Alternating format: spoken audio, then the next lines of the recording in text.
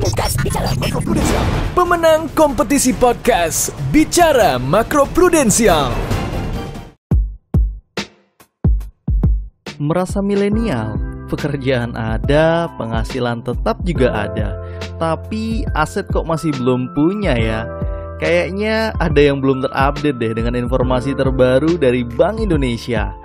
Nah, kalau gitu kita bakal bahas di podcast kali ini dan masih bareng gue Akfa di Abi Akfa Podcast.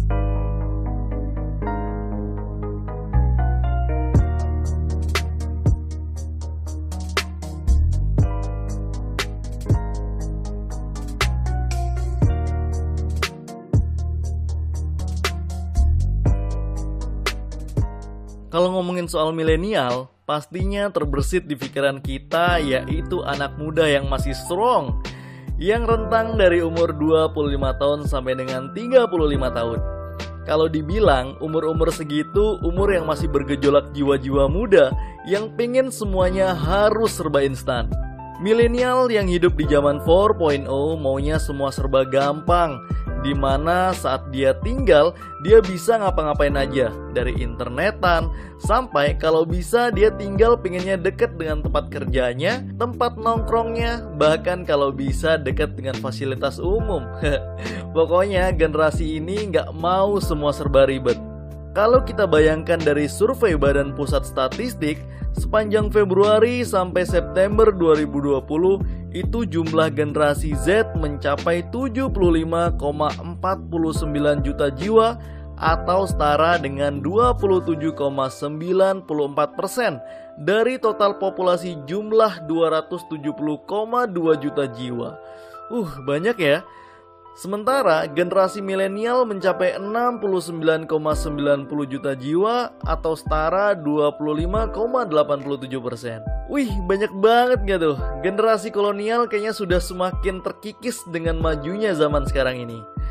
Tapi tahu nggak kalian, dari jumlah yang begitu banyaknya, generasi milenial di Indonesia saat ini terhitung mempunyai pendapatan yang cukup untuk hidup di ibu kota Jakarta. Kita ambil contoh di ibu kota Jakarta aja ya. Karena dari survei REI atau Real Estate Indonesia, milenial di Jakarta mempunyai penghasilan rata-rata 5 sampai dengan 6 juta rupiah per bulan.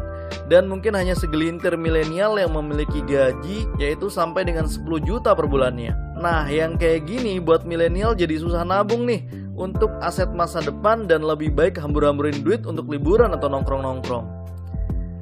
Kalau kita analisa sedikit ya, kenapa sih para milenial lebih menghabiskan gajinya mereka untuk liburan daripada membeli aset properti?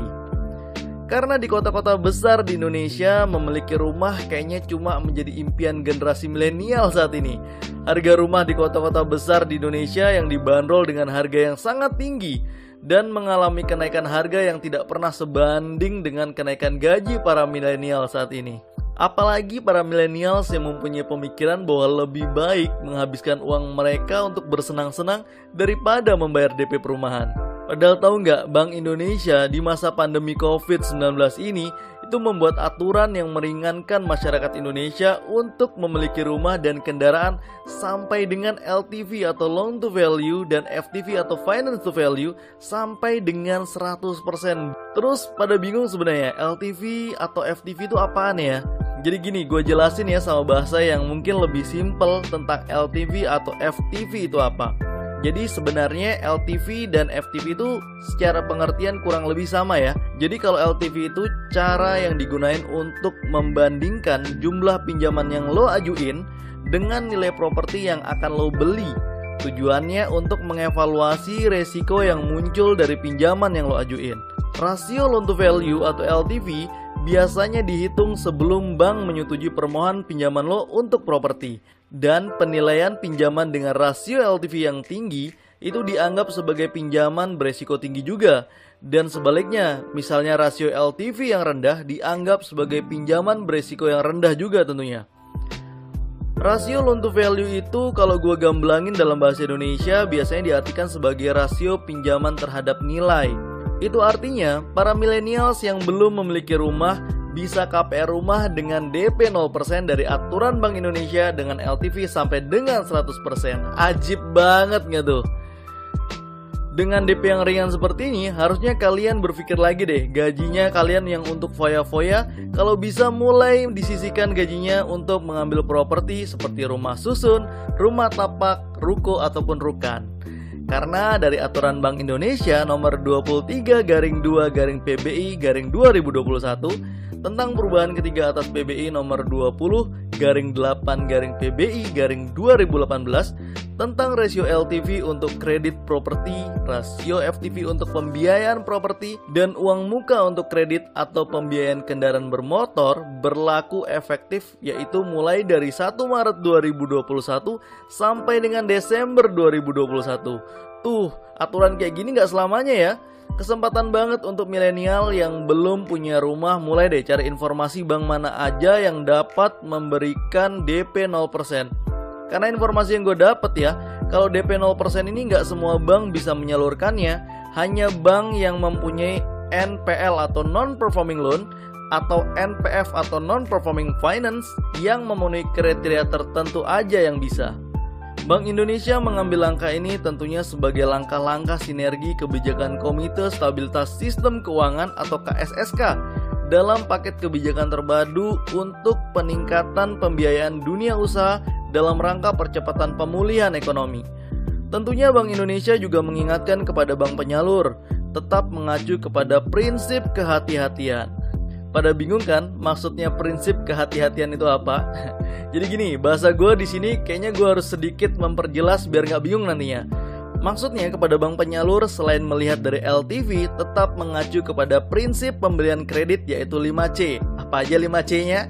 Jadi C yang pertama yaitu karakter, di mana petugas kredit agar lebih mengetahui karakter lo sebagai calon debitur dengan cara dilihat dari BI checking atau histori kredit yang lo punya. Jangan sampai ya kredit lo bejibun dan pembayarannya udah megap-megap atau udah masuk kolektibilitas yang mengkhawatirkan. C yang kedua yaitu capacity, di mana petugas kredit bank melihat lo sebagai calon debitur pinter nggak ngelola keuangan pribadi. Pertanyaannya, kok sampai harus segitunya ya?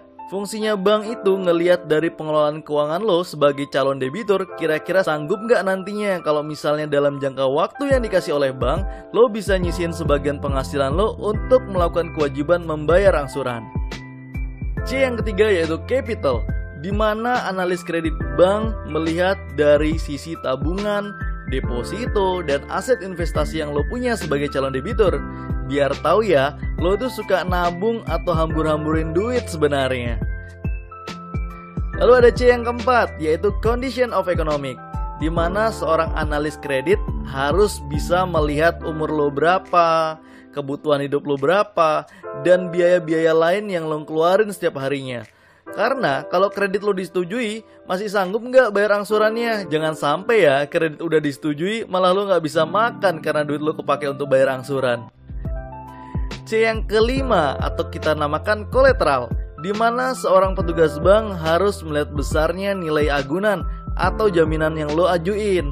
Ngelihatnya itu dari hasil penilaian appraisal atau taksasi agunan. Kira-kira mencakup nggak dengan nilai kredit yang lo ajuin? Jadi tetap ya, untuk milenial yang ingin mempunyai rumah harus benar-benar dilihat juga kemampuan membayarnya. Jangan sampai entar udah disetujui kreditnya malah nggak bisa makan sehari-harinya.